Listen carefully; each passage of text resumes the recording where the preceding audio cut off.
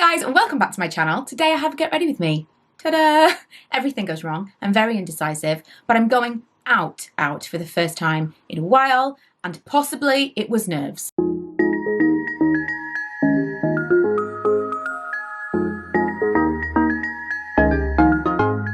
This is a very foreign experience. I can't remember the last time I met people in town to go for a drink, although I am driving. It's a leaving do for someone at work, and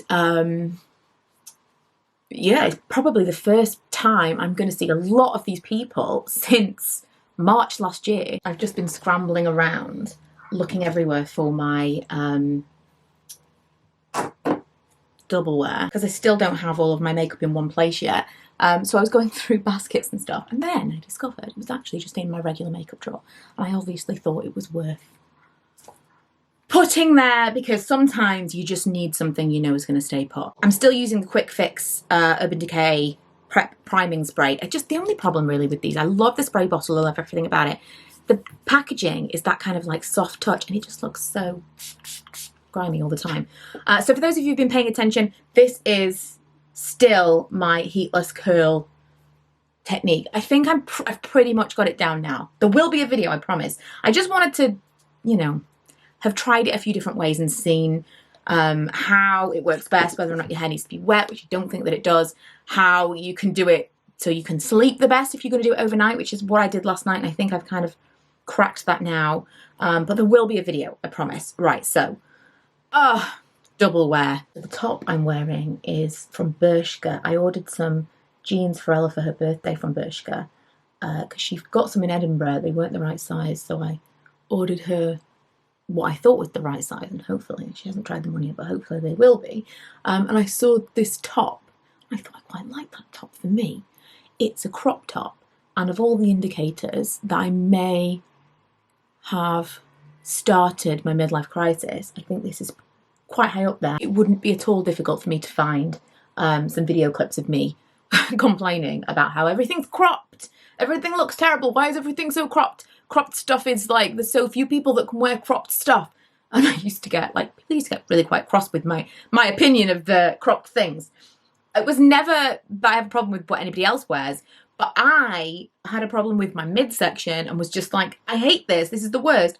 But this was also before the mass adoption of high-waisted jeans. If they'd happened kind of closer together, I probably would have felt more comfortable. But yeah, this is a crop top. I mean, we'll see. We'll see how I feel. I like the way it looks when I'm standing. This foundation is really as good as I remember. The colour I've got is 1W1 Bone. I'm going to give that a minute. While I do, I'm going to put on some eye primer. I was just looking like, I don't know what I want to do. And I think recently I've got this Beauty Bakery, Proof is in the Pudding eyeshadow palette. And this colour, this one that's quite orangey there, I wore that all over my lid recently in a video. And it was the kind of thing that I wouldn't necessarily have put on just to kind of go out and do things. But I wore it because I was having some fun and I was only filming. And I really liked it. And I think a few of you commented on it. So I'm going to try that. But before I do, I have some like dregs of Mineral Veil from Bare Minerals. I'm going to put underneath my eyes. It is my absolute favourite of favourites. But I just thought, just in case this drops, I'll put a little tiny bit. Because I can't really do liquid liner anymore, because my eyes have become more hooded, I am quite a fan of a bold eye. I'm going to use this Nana pudding to soften between that colour and the nothingness above it. I'm also going to put on the rice pudding there, just on the inner corner, so that it's not super flat and just feels like one colour, just to brighten that little area. I don't usually do my brows, but they are fading a little bit, especially this kind of bit here. And when I do eyes, I mean, I always do eyes, but when I do something bold, I feel like I need to pencil them in a little bit to make them bolder. And I'm using the Lacura, the Aldi brow pencil in light. I've got these in different colours. I really like these. These remind me a lot of there's a brow pencil that I used to really like from, was it called like Fling or something, from MAC? When I was very, very blonde, I struggled to find brow pencils that would work for like white blonde hair that weren't too warm. And I had one from MAC, I'm sure it was called Fling. or something like that. And it was very similar to this. And one from Clinique that might have just been like a soft brown or something. And this is super similar in texture and how well it applies. Those brows are a little bold. I'm also going to use the L'Oreal Brow Artist Plumper. Is this even still a thing? Because this is as old as time. Because my brows seem to be growing in a different direction recently. This is the issue with having microbladed brows. I love it. I love it. I will definitely continue to have them redone. But now these hairs are kind of growing up and then these hairs are growing down. And so my microblading up here is where there is no hair. So it's kind of crazy unless I brush them up. Usually I do a powder liner, but I'm actually going to do this black clay pot waterproof liner from Tarte. Because again, I want something that's going to last a little bit longer. This is, I mean, you know, this is one of the first times I'm going somewhere and I'm going to be out for a while. Obviously, I mean, I don't know if it's obviously, but a little bit nervous. I put that on with a little brush and then I used this, which is kind of like a pencil brush, and smudged it a little bit. Now I'm going to go back in with my usual technique. This is the little e.l.f. quad thing. What are these called? Bite-sized quads. And I'm going to use this colour. The name of this particular quad is Cream and Sugar, and I'm just going to go over that. I don't love black always. I'm using a super dark brown to go over it just to soften it and to give me that same look that I like, the kind of shadow liner, but the liner underneath will hopefully stay put for a little bit longer. I used the e.l.f. under eye setting powder in the rest of my face and I completely forgot that I hadn't done blush. So my plan was to do some cream blush and then some other blush on top. I forgot. So I'm going in with this, my all-time favourite. This is Sex Appeal from NARS, just because it's really, really soft. It gives me the same kind of inner glow as the Glossier cream, kind of that like translucent, just pinched pink. And then I may put something else on top, we'll see. Hourglass ambient lighting powder, because again, I'm pulling out the big buns for feeling as human and glowy as I possibly can. This is the dim light, which I love, that I'm just putting everywhere. I might actually go for the bronzer as well. I'll put a little bit of the bronzer. It just looks like this. If you have never seen it before, how is that possible? But I'm just going to put a little bit of the bronzer on the outer. Remember, people used to be like, in a 3, down the neck. Mascara, again, pulling out all the stops. I've got the Lash Sensational Primer, which I do not use tons. It's really good stuff. I'm typically not into primers, but this is really, really nice. You know, sometimes when you have too much time to do makeup and you take it a step too far, I feel like that's where this is going. Like once I'm completely finished and I'm like, yeah, that's perfect, I'm gonna like put glitter on my cheeks or something. Lash Sensational Primer layered with regular Lash Sensational is everything. It's just, I have rubbish lashes and it makes me feel like I'm wearing falsies. I was toying with just gloss, but I really do think that I need to define my lips because there's just like no definition. The other day in a vlog, someone was like, are you wearing lip liner because your lips are so much more defined? I'm like, yes, very much so. It makes a huge difference. So the Charlotte Tilbury Lip Cheat and Pillow Talk, one of the only Charlotte Tilbury products that I actually think is really great.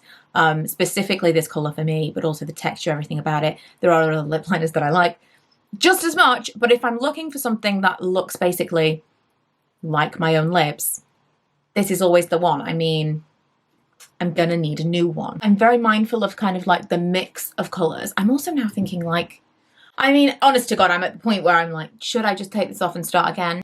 Did I make a mistake? This is a clash, although this, nearly exactly the same. So I think I'm going to put on over the top the Lip Lift Max. This was sent to me by Pixie forever ago, and the colour is Sweet Nectar, just to warm it up a little and give it, it smells so good. I am almost certainly going to have to reapply my lipstick before I go out anyway, so this could go a completely different way. But for now, just found this shade in the Naked Wild West palette.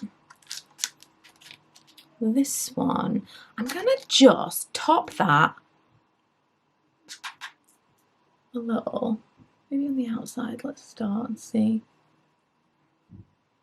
Just to bring down the orange a little bit. It's kind of like accidental sunset eyes. Might not have been the best decision. I've screwed it up, guys. There's big blotches on my cheeks. I did try to like blend it out a little bit, but I think it's lifting. So once this is dry, let's see what happens. Just had a McDonald's delivered, so delivered by my husband, not delivered by delivered. Although, you know, not against that. So I'll eat this, watch some Grey's Anatomy while I'm waiting for my face to dry. 30 minutes should do it. Anyone else? Do I get some kind of medal for not smudging my lipstick after eating McDonald's? Right, also kind of, while I'm waiting for my face to set, I'm going to put a couple more curls in the front of my hair. This is a Cloud 9, I don't even know if they still make the same thing, but a Cloud 9 curling wand. And it is one of the only ones I've ever found to be effective.